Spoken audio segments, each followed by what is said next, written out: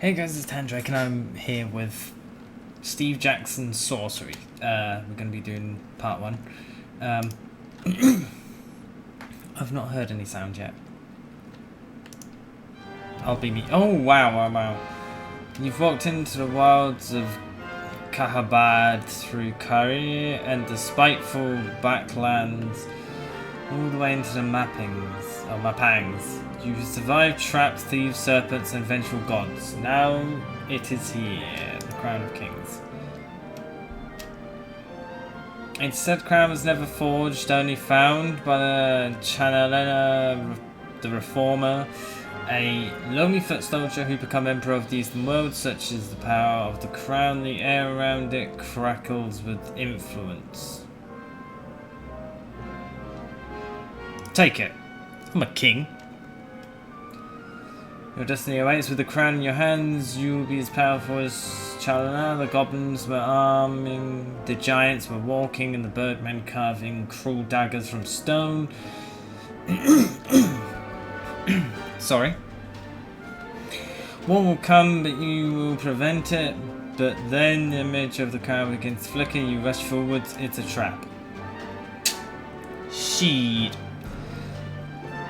And startle yourself awake.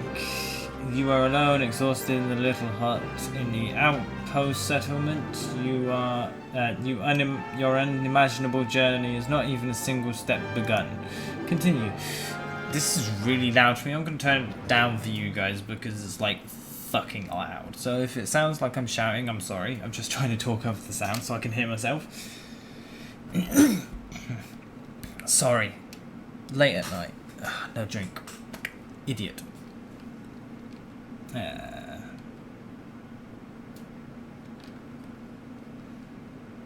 Options.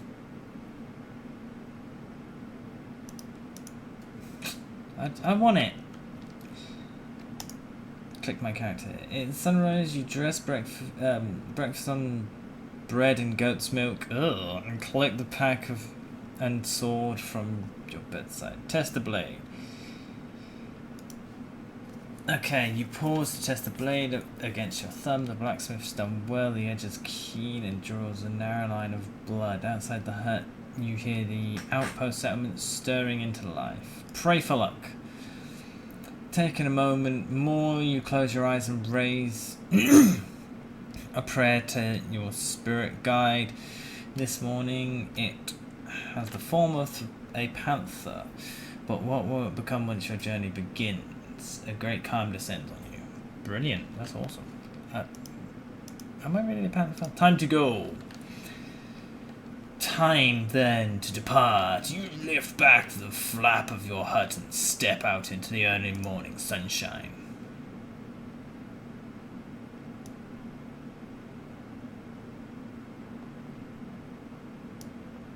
Okay. Eyes follow you as you leave your hut and walk towards the great Shamutani wall. So sorry. Frontiers people of this tiny settlement are well aware of your mission. Greet them. You turn to them and bow. Some smile and reply, but are too afraid to approach. Others make gestures of protection. You're going beyond the wall, so they believe you to be cursed. A man is waiting on your path to the canopy gate and the final doorway between Analand and the wild Kakabad. Fuck me, these names. You recognize the sergeant of the Sightmaster warriors. He holds out his hand. That's pretty cool. Greetings, Sergeant.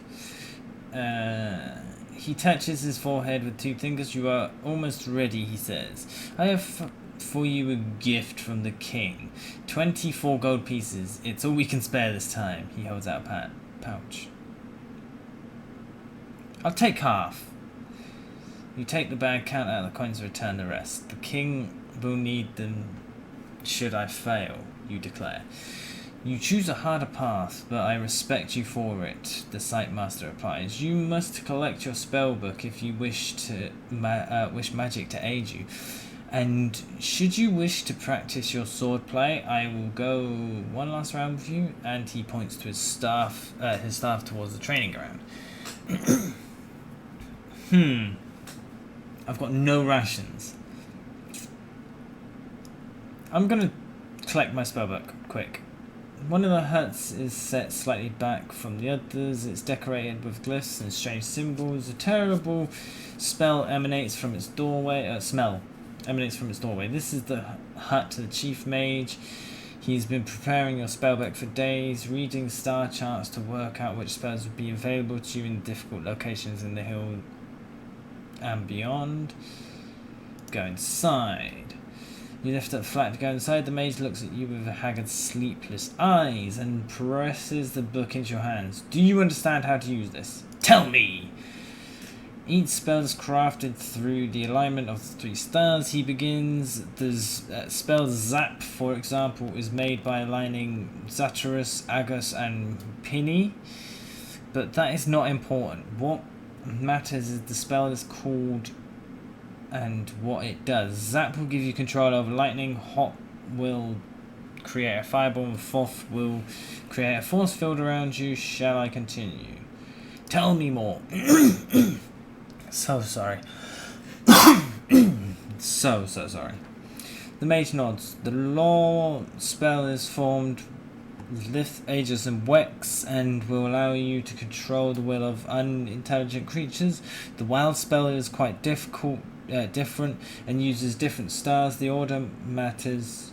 You see, wild creates an invisible barrier. You will find the rest in the book, he adds, tapping the leather band. Thank you.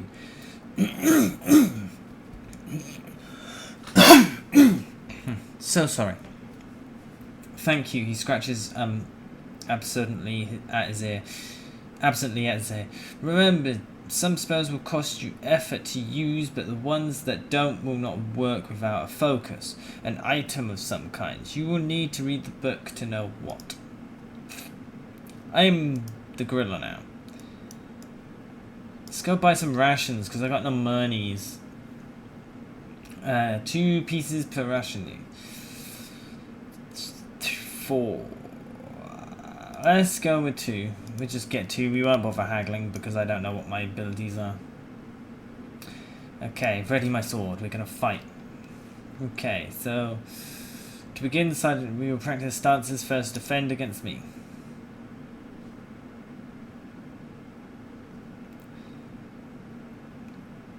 Choose your attack power.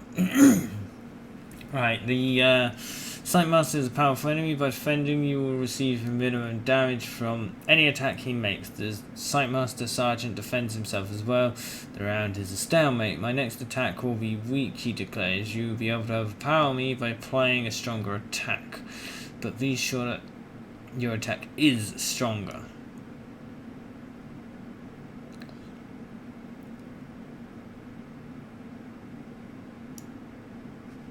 How about a 4? Do you think that'll do it? Oh, he did a 1.4. Shit. You make a medium attack, overpowering him who tries a low, careful attack. Overpowering a weak is easy, so you did well to win without using too much power. My next attack will be one much stronger, he declares. If you perform a full attack, you may overpower me, but otherwise you would best defend.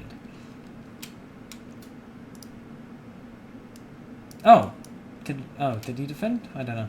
You defended yourself. The Sightmaster Sergeant attempts a strong attack, but you receive only a small amount of damage. He will be weaker from now on, so his next attack will be lower. I will now defend myself, he says. Whatever attack you play will damage me, but a strong attack will use more power. You should choose a weak attack. Ha! Defend as much as you want. You defended yourself against, again, building up your power for next turn. The Sight Master Sergeant also defends. No one is hurt, but both of you will have more power next turn. I will defend myself again, he says. How about I do an 8.3? Lunge. 1 damage. Fuck. Okay, I'm gonna defend. Prepare to defend.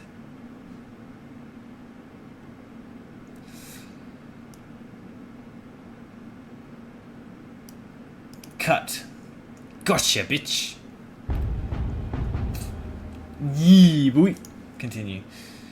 Right, so enough training. Gorilla. Right. So sorry. Jesus fucking Christ, man. You reach the foot of the mighty gate. It is sealed. The sergeant places one hand on the wood. The gate has been locked for some time to deter raiders, he tells you.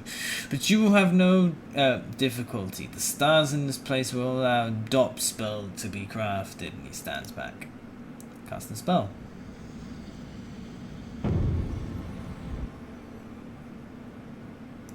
D or PPP.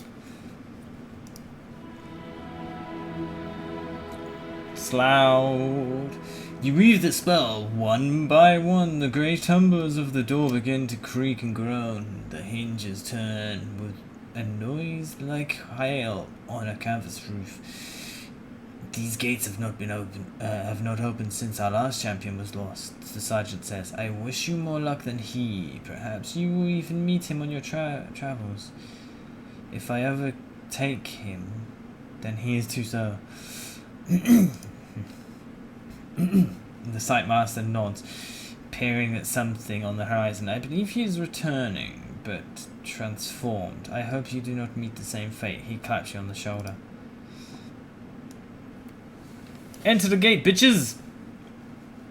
Together you step into the shadow of the wall. One last word, he declares. When you have the crown, find the highest point you can. We will be watching.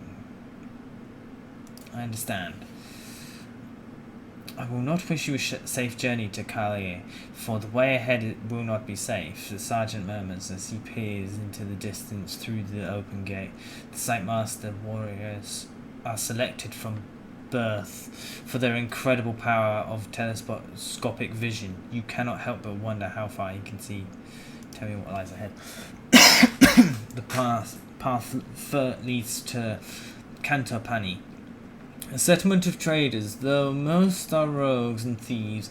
You should be there before sun has reached its peak. From there, 3 routes lead on to Kiristeni, but no single route is safe. Karabad is the land of devils. Abion Kahi. I cannot see so far, but he says, but once you've crossed the city port of traps, you will enter the backlands. They say the day and night there are controlled by forces other than the sun, and from Kahir to Kahari, whatever, your progress will be watched. It is time to go.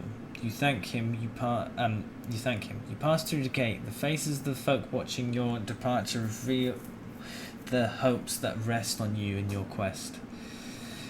The early morning air is crisp, and rising sun paints the slopes in a shade of peaceful beauty, concealing the evil that lies ahead.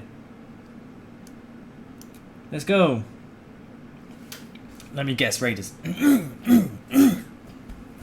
So sorry. The path winds through the slopes of wild scrubland. The countryside is deserted, and the eerie silence is broken only by the crawling of the occasional cawing of the occasional crow. There is a spell for hearing what they say, but you do not have the equipment it requires. The birds appear to pause in the air to examine you as they pass. Stupid creatures, they pose no threat, so you ignore them. Keep walking. Barely an hour beyond the wall, the air begins to grow foul. The Shimitani hills are infested with pestilence of the backlands. It saps the energy from your body, leaving you feeling weak and nauseous. Cover my mouth. Oh, what? You cover your mouth with neck scarf, but it's no good. They warned you of this. You will grow accustomed to it along as you are out here. But for the moment, you'll be very careful. Fuck. I'm gonna go cross country and then to the rise because, yeah. The path through the canopy is long and winding and will lose you a day. Instead, you turn off the path to strike north through the knee-high grass. The journey starts with a stiff climb that takes several hours, but from the top you have a good view of the plain of yellow grass, and just to the north of that, a little village of rude huts that do not look like human dwellings. To your left, gigantic wall looms, throwing shadows that lap your feet. Strike forwards. Time to strike on then. The wind whispers through the long grass, beckoning you onwards, but there might be rats and worse in those fields, so you might be safe if you're cutting across the river and following the bank.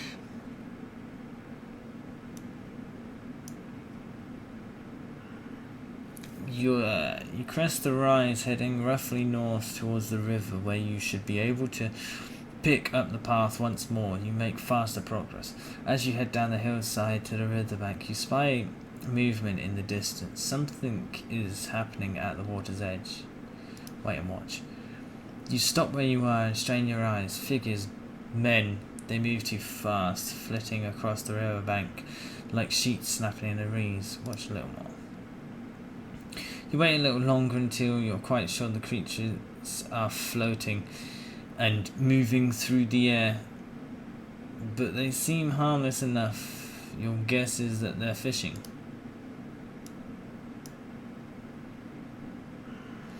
You begin to make your way down the hillside. The grass gives out and turns into scree and gravel, with the occasional patch of sharp gorse that tugs and snags at your tunic. There is barely earth, just sheer rock. This place is the thinly disguised wasteland.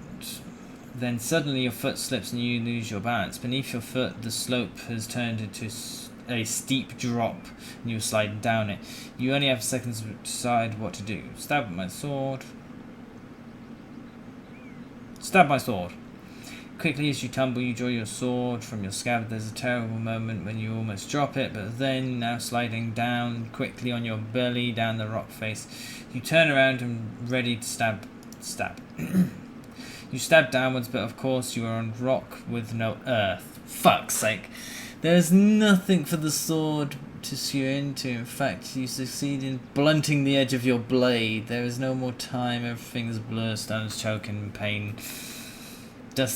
Choking dust and pain. You finally level ground comes to meet you, and you hit it sharply. The sword, still in your hand, skitters from your grasp. Pain arcs through your thigh. Check myself for you. Take a moment to pat yourself over, mostly in one piece. Thank the spirit, the baboon. You pick yourself to your feet. Okay, yeah. But the noise of your fall attracted the attention of the creatures by the water. Two of them are now either side of you, long sting-like swords drawn. Their heads are cocked a little to one side. Quickly you grab back your own sword in case you might need it. One of them steps forwards and speaks in the common tongue.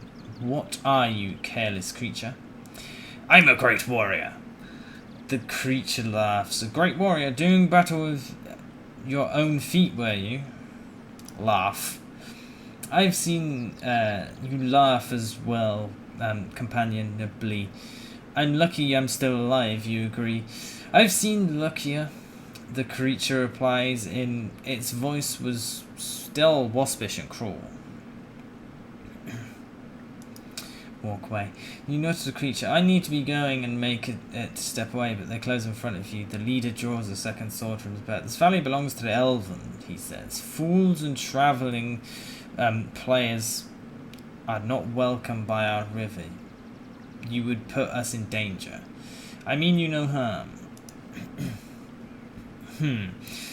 What do you know of harm? The creature replies hostilely.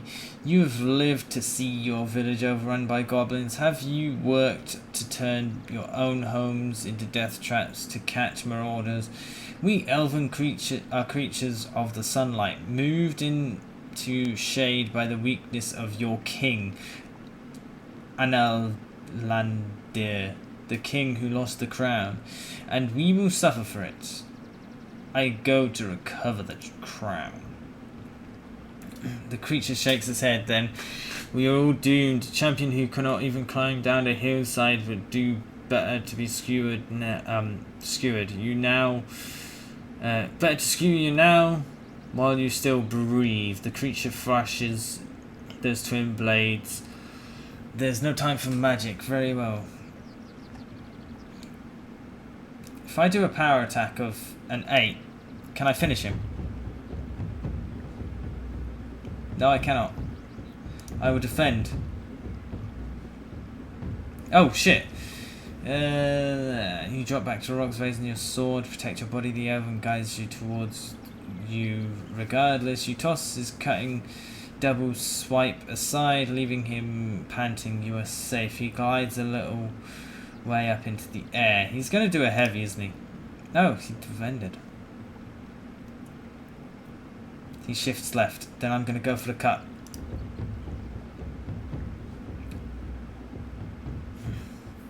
Enough of this splashing forwards through the shallows. You ready your heavy swing. Good to cleave him in two. He's enough balanced. You see blood trickling from under his mail. Okay, so this time he's going to probably defend. No, he's not. He's going to go all out and he gets wrecked because of it.